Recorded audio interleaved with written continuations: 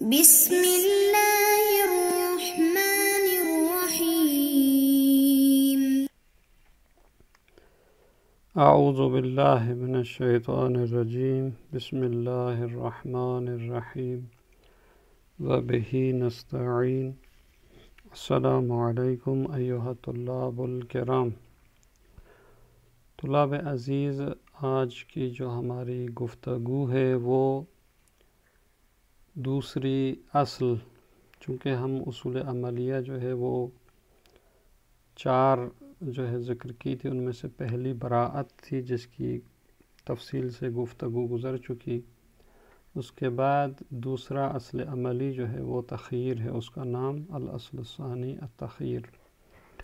اب یہ تخییر جو ہے وہ کہاں جاری ہوتی ہے اس کے بارے میں فرماتے ہیں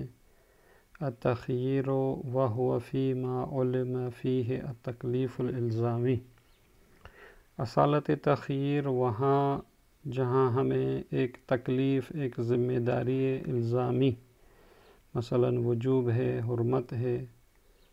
تو علم ہوتا ہے کہ ہمارے اوپر ایک ذمہ داری ہے۔ وَكَانَ الشَّكُّ فِي الْمُكَلَّفِ بِهِ، لیکن یہ پتہ نہیں ہوتا کہ وہ مکلف بے کون سا ہے، حرام ہے یا واجب ہے۔ وَلَمْ يُمْكِنْ فِيهِ الْاحْتِياطُ، وہاں احتیاط کرنا بھی ممکن نہیں ہوتا، چونکہ یا واجب ہے یا حرام ہے تو دونوں کو ساتھ انجام نہیں دے سکتے۔ لِدَوْرَانِ الْأَمْرِ بَيْنَ الْمَحْظُورَيْن، کیونکہ بات جو ہے 2 محظور کے درمیان ہے، ایک واجب والا محظور ہے، ایک حرام والا، کما فی دوران الامر بین الوجوب والحرمہ۔ اس کی جو مثال مثلا فرض کرتے ہیں کافر کی میت جو ہے اس کو دفن کرنا واجب ہے یا حرام ہے۔ اب یہ دوران بین المحظورین ہے کہ یا اس کو واجب دفن کرنا ہے یا دفن اگر کریں گے تو حرام ہے یہ دفن کرنا۔ اب آتے ہیں کہ یہاں پھر تخییر کس طرح جاری ہوگی، اس کے بارے میں فرماتے ہیں وَذَلِكَ إِمَّا لِتَعَارُضِ النَّصَّيْنِ۔ یہ دوران امر بین الوجوب والحرمہ جو ہوتا ہے اس کی وجہ ایک یہ ہو سکتی ہے کہ ہمارے پاس 2 نص یا 2 روایت، 2 کلام ایسے ہیں جو ٹکراتے ہیں آپس میں۔ مثلا ہم فرض کرتے ہیں ایک روایت کہتی ہے کافر کی میت کو دفن کرنا واجب ہے، اور دوسری روایت کہتی ہے کہ حرام ہے۔ نص کا تعارض ہو رہا ہے، تو اس ایسے مورد میں کیا کرنا چاہیے؟ فرماتے ہیں اصل تخییر ہے، فالوجہ فیہ التخییر شرعا، تخییر شرعی ہے یہاں پر۔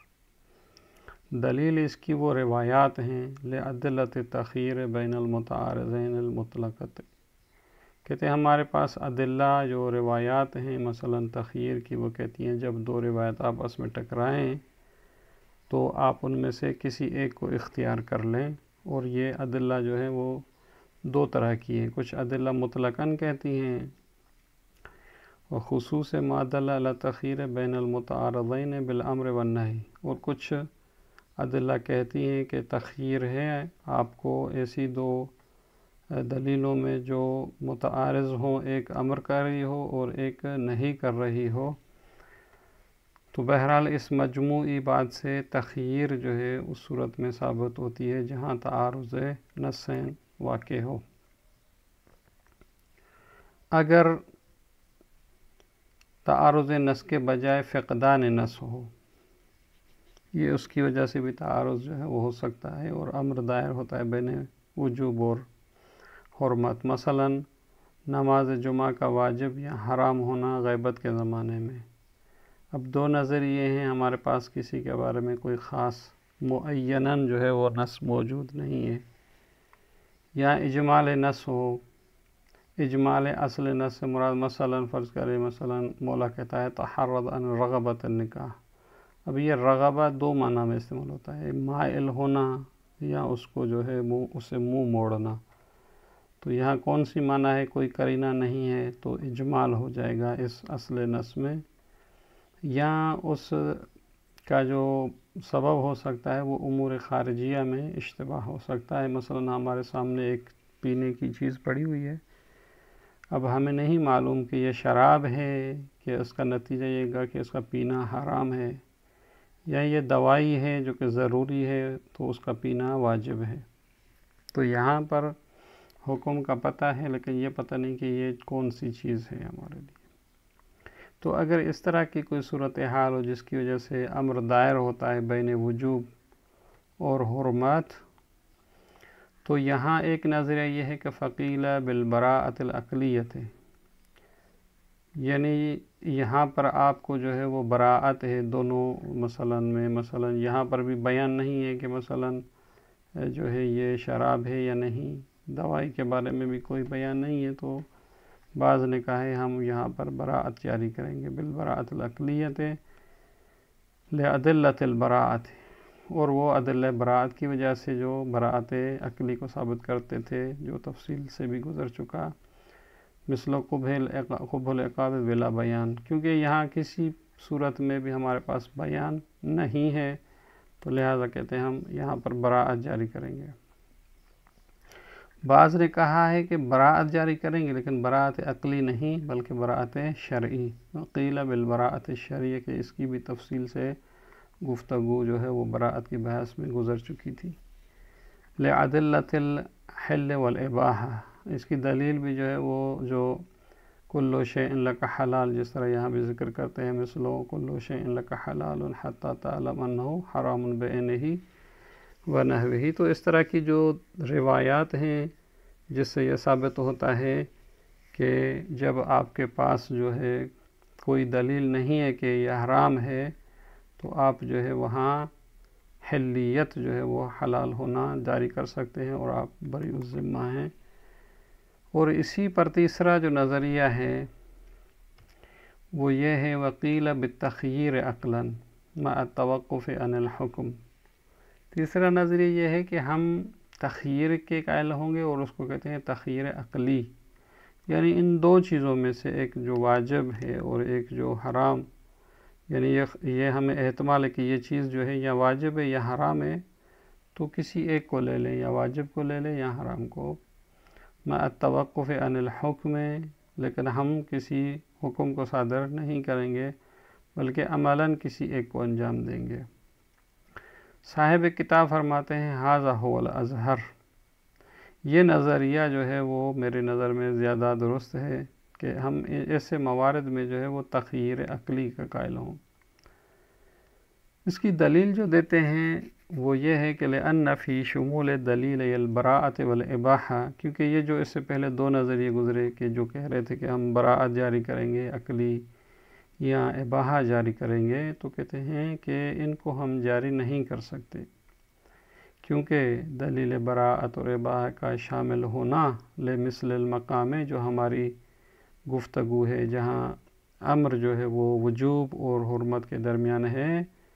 تو اس میں کہتے ہیں نظراً جو ہے وہ میں اشکال ہے ہمیں، کیونکہ ہماری گفتگو براءت اور اباحہ میں وہاں ہوتی ہے جہاں اصل تکلیف معلوم نہیں ہوتی، لیکن یہاں پر تو اصل تکلیف معلوم ہے، مکلف پہ میں شک ہے کہ وہ کون سا، لہذا یہ براءت اور اباحہ یہاں جاری نہیں ہوگا۔ ایک یہ دلیل۔ دوسری جو دلیل ہے وَلِلُزُومِ الْمُخَالِفَةِ الْقَطْعِيَّةِ الْالْتِزَامِيَّةِ، دوسری جو مشکل ہے اگر ہم براءت اور اباحہ جاری کریں گے تو مخالفت قطعیہ التزامیہ لازم آئے گی، یعنی جو چونکہ ہمیں علم اجمالی ہے للعلم الاجمال الدائر بین الوجوب والحرمت، کیونکہ ہمیں علم اجمالی ہے کہ ایک چیز واجب ہے ایک چیز حرام ہے، تو لہذا ہم اگر براءت جاری کریں گے تو گویا کہ قلباً نہ ہم وجوب کے جو ہے قائل ہو رہے ہیں نہ حرمت کے، اور یہ مخالفت قطعی التزامیہ ہے جس کے بارے میں علماء کا جو ہے وہ یہ کہنا ہے کہ ایسی مخالفت جو ہے وہ نہیں کرنی چاہیے، تو لہذا ان دو دلیلوں کی بنا پر ہم براءت اور اباحہ جاری نہیں کریں گے بلکہ تخییر عقلی کریں گے، اور اس سے جو ہے وہ کم از کم جو ہے وہ مخالفت قطعیہ تو لازم نہیں آئے گی۔ والأخذ بأحدهما من باب التخییر العقلی، اور یہ جو ہم کہہ رہے ہیں کہ تخییر عقلی، تو کہتے ہیں اسی کو اخذ کرنا چاہیے تخییر عقلی کے باب میں سے، کسی ایک کو لے لیں، یا واجب کو لے لیں یا حرام کو لے لیں، تو یہ موجب للموافقت الاحتمالیہ، یہ باعث بنے گا کہ کم از کم ہم نے جو ہے وہ موافقت احتمالی کو تو انجام دے دیا ہے، کیونکہ در واقع وہ چیز یا واجب ہے یا حرام ہے، بالآخر ہم نے ایک کو تو لیا ہے، اگر واقع میں واجب ہوئی تو پھر بھی ٹھیک ہے، اگر حرام ہوئی تو پھر بھی ہم نے جو ہے وہ مخالفت قطعیہ تو پھر بھی نہیں کی۔ وہی لازمۃ ظاہراً، اور یہ موافقت احتمالی جو ہے یہاں ضروری ہے، کیونکہ عند عدم امکان الموافقت القطعیہ، کیونکہ ہم جب موافقت قطعیہ نہیں کر سکتے، کیونکہ دونوں کو ایک ساتھ تو نہیں لے سکتے، کیونکہ واجب اور حرام اکٹھے نہیں ہو سکتے، تو پھر دوسرا مرحلہ یہ ہے کہ موافقت احتمالیہ جو ہے، یعنی ہم کسی میں سے ایک کو جو ہے وہ لے لیں، یہ جو ہے وہ پھر ضروری ہو جاتا ہے، اور اس کا نتیجہ جو ہے وہ یہی تخییر عقلی جو ہے نکلتی ہے، اور یہی درست ہے۔ اس کے بعد فرماتے ہیں کہ یہ جو ہم نے ابھی تخییر عقلی کی بات کی ہے، تو اس بنا پر تھوڑی اور تفصیل بھی دیتے ہیں۔ ثم علی ما اخترناہ من الاخذ باحدہما تخییراً، اور یہ جو ہم نے اختیار کیا کہ ہم ان دونوں میں سے کسی ایک کو لیں گے، تو لا فرق بین ان یکون الفعل تعبدیا او توسلیا، اب وہ جو فعل ہے واجب تعبدی ہو یا توسلی ہو، اس میں کوئی بھی فرق نہیں پڑتا اگر ہم تخییر عقلی کے قائل ہوتے ہیں۔ وَأَمَّا عَلَى الْقَوْلِ بِالْإِبَاحَةِ، اگر ہم یہ کہتے کہ مثلا مباح ہے، جس طرح دوسرا نظریہ تھا، تو وہ فقط ایک صورت میں ہو سکتا ہے، يَنبَغِي أَن لَا يَكُونَ تَعَبُّدِيًّا، کہ وہ فعل جو ہو وہ تعبدی نہ ہو بلکہ واجب توسلی ہو، جس میں توسلی میں جو ہے وہ نیت ضروری نہیں ہوتی، کیونکہ اگر تعبدی ہوگا تو للزوم المخالفت العملیت القطعیت للمکلف، کیونکہ تعبدی میں نیت ضروری ہوتی ہے، کیونکہ تعبدی میں نیت ضروری ہوتی ہے، اور اگر یہ صرف اباحے کی نیت سے انجام دے گا تو گویا کہ اس نے نیت نہیں کی ہے، تو اس کا نتیجہ جو ہے وہ یہ نکلے گا کہ لزوم مخالفت العملیت القطعیت للمکلف بہ، گویا کہ اس نے مکلف بہ جو کام ہے اس کے بارے میں اس نے مخالفت قطعیہ کیا ہے، کیوں؟ اذا جیء بالفعل بلا داعی القربہ، کیونکہ اس فعل کو اس نے بغیر قصد قربت کے انجام دیا ہے، بل بعنوان الاباحۃ، کیونکہ اس نے اس کو مباح کے عنوان سے انجام دیا ہے۔ وقد نقل عن بعضهم، اور پھر ایک دوسری نظریے کی طرف اشارہ ہے کہ جب ہم کہہ رہے ہیں تخییر ہے تو اب کس کو لیں، واجب کے طرف کو لیں یا اس حرام کی طرف کو لیں، تو کہتے ہیں بعض نے کہا ہے کہ ہم یہ جانب حرمت کو مقدم کریں گے۔ وقد نقل عن بعضهم تقدیم جانب الحرمت فی المقام، کیوں؟ لأن دفع المفسدۃ اولی من جلب المنفعہ، کیونکہ مفسدہ جو ہوتا ہے اس کو دفع کرنا یعنی حرام کو چھوڑ دینا، یہ بہتر ہے کہ ہم واجب کو انجام دیں اور جلب منفعت کریں۔ لیکن صاحب کتاب فرماتے ہیں وَهُوَ ضعیف، یہ بات آپ کی جو ہے وہ ضعیف ہے، کیوں؟ لأن المصالح والمفاسد المترتبة على الواجب والمحرمات مخفیۃ علینا، کیونکہ مصالح جو واجب میں ہوتے ہیں یا مفاسد جو حرام میں ہوتے ہیں یہ ہم پر مخفی ہیں، ہمیں نہیں پتہ کہ احکام میں جو واجب ہیں یا مخفی ہیں کون سے مصالح مفاسد ہیں۔ ولا نعرف المہم من الاہم، مہم کو اہم سے ہم نہیں جانتے۔ ولا یعلمها الا علام الغیوب، فقط خدا کی ذات جو کہ علام غیوب وہی جانتی ہے۔ لہذا فکیف نحکم فیہا، لہذا ہم کس طرح حکم لگائیں کہ بأن دفع مفسدت ھذا الحرام المحتمل، کہ یہ جو ایک حرام ہے اس کا احتمال ہے، اس کا مفسدے کا دفع کرنا اولا من جلب منفعت ھذا الواجب المحتمل، کہ اس واجب اس کام کے جس کا احتمال ہے کہ یہ واجب ہے اس کی منفعت سے جو ہے وہ اولا ہو، یہ ہم نہیں کہہ سکتے۔ وَمَا الْحُكْمُ فِي ذَلِكَ إِلَّا تَحَكُّمٌ، کہتے ہیں اس طرح کا حکم جو ہے وہ تحکم ہے، یعنی ایک دعویٰ بلا دلیل ہے، یعنی کوئی دلیل نہیں ہے، ایسے آپ ادعا کر رہے ہیں۔ بلکہ ہم آپ کو یہ کرتے ہیں کہ کچھ مقامات میں تو واجب جو ہوتا ہے اس کو انجام دینا ضروری ہوتا ہے۔ الا تری انہ لو تردد دواء بین واجب الاستعمال، کیا تم نہیں دیکھتے کہ اگر مثلا ہمیں شک ہو ایک دوا کے بارے میں جو واجب الاستعمال ہے، یعنی آپ اس دوا کو ضرور انجام دیں، لتوقف الحیات علیہ، کیونکہ اگر نہیں پئیں گے دوا تو مرنے کا خوف ہے۔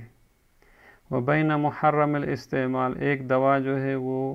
ایسی ہے جس کو استعمال کرنا آپ پر حرام ہے، لإضرارہ بالصحت، کیونکہ اگر کھائیں گے تو وہ صحت کے لیے نقصان دہ ہے۔ تو کہتے ہیں اب آپ یہاں کیا کریں گے؟ کہتے ہیں یہاں تو سب کہتے ہیں کہ بھئی دوا کو پی لینا چاہیے، کیونکہ جان کے جو ہے وہ اس کا حفظ کرنا واجب ہے۔ فإن الضرر المترتب ہونا علی ترک استعمال الواجب، کہتے ہیں اگر اس استعمال واجب کو یعنی اس دوا کو نہ پیے تو اس کا ضرر جو ہے وہ اعظم، یہ زیادہ ہے، من الضرر المترتب، اس ضرر سے کہ علی تناول محرم الاستعمال، کہ اگر وہ دوائی جو ہے اس کی صحت کے لیے نقصان دہ ہوتی تو چلو نقصان تو پھر بھی جو ہے وہ اس کا جبران ہو جائے گا، لیکن اگر خدائی نے کر دے یہ وہ دوا تھی کہ اگر یہ نہ پیتا تو مرنے کا خطرہ تھا، تو یہاں تو آپ کی بات کے بالکل برعکس ہے، جو واجب ہے اس میں منفعت زیادہ ہے، کہ فصار جلب المنفعت ہونا اولا من دفع المفسدت، کہتے یہاں منفعت کو جلب کرنا یعنی واجب کو انجام دینا اس مفسدے کے دفع کرنے سے تو اولا ہے۔ لہٰذا آپ کس طرح کہتے ہیں کہ ہر جگہ جو ہے وہ محرم کو دفع کرنا جو ہے ضروری نہیں، کچھ موارد میں واجب کو بھی آپ جو ہے وہ انجام دینا ضروری ہوتا ہے۔ البتہ یہ مثال کہتے ہیں وہاں تھی جہاں ہمیں پتہ تھا، ولیکن ھذا لأجل تجلی المصلحۃ والمفسدۃ لنا فی المقام، کہتے ہیں لیکن یہ اس وقت تھا جب مصلحت اور مفسد ہمارے لیے اس مقام میں جو ہے وہ واضح ہے اور تجلی ہے اس میں، لیکن شرعیات میں ہمیں یہ معلوم نہیں ہے تو ہم وہاں نہیں کہہ سکتے کہ وَأَمَّا إِذَا لَمْ نَعْرِفْ مَا يَتَرَتَّبُ عَلَى الْوَاجِبِ وَالْحَرَامِ مِنَ النَّفْعِ وَالضَّرَرِ، کہتے ہیں جب ہمیں جو ہے وہ علم نہیں، معرفت نہیں کہ واجب پر کون سی نفع ہے اور حرام پر کون سا ضرر ہے، فعلاً او ترکاً انجام دینے میں یا اس کو چھوڑنے میں، جب ہمیں نہیں معلوم، فلا يمكن الحکم، تو ہمارے لیے ممکن نہیں ہے کہ ہم حکم لگائیں کہ بأن دفع المفسدۃ اولا، کہ مفسدے کا دفع کرنا اولا ہے، وللعکس، اور اس کے برعکس درست نہیں ہے، یعنی ہم یہ کہیں کہ واجب کو انجام دینا اولا نہیں ہے، یہ ہم نہیں کہہ سکتے، لہذا اس نظریے کو قبول نہیں فرماتے۔ فاتضح ان تلک القاعدۃ لا يمكن الاعتماد علیہا، بس یہ جو قاعدہ انہوں نے بیان کیا تھا کہ مفسدہ کو دفع کرنا اولا ہے، کہتے ہیں یہ قاعدہ اس پر اعتماد کرنا فی الامور المحجوبۃ علینا، یعنی وہ احکام شرعیہ جو ہم پر مخفی ہے، مصالح ہوا کہ ان احکام کی مصلحتیں کیا ہیں، وہ مفاسد ہوا ان احکام میں کون سے مفاسد ہیں، وہ درجات ہوا احکام کے درجات، وہ شدت ہوا یا ان امور کے جو ہے وہ شدت شدید ہونا، و ضعف ہوا، تو جب ایسی چیزوں کا ہمیں پتہ نہیں ہے، فقط خدا کی ذات کو علم ہے، تو ایسے موارد میں ہم یہ نہیں کہہ سکتے کہ مفسدے کے دفع کرنا جو ہے وہ اولا ہے، بلکہ ہم کہیں گے کہ تخییر عقلی ہے، کسی ایک کو بھی جو ہے وہ اختیار کیا جائے کافی ہے۔ اب اس کے بعد ایک دوسری بحث مطرح ہوگی انشاءاللہ اگلے جلسے میں۔ والسلام علیکم ورحمۃ اللہ وبرکاتہ۔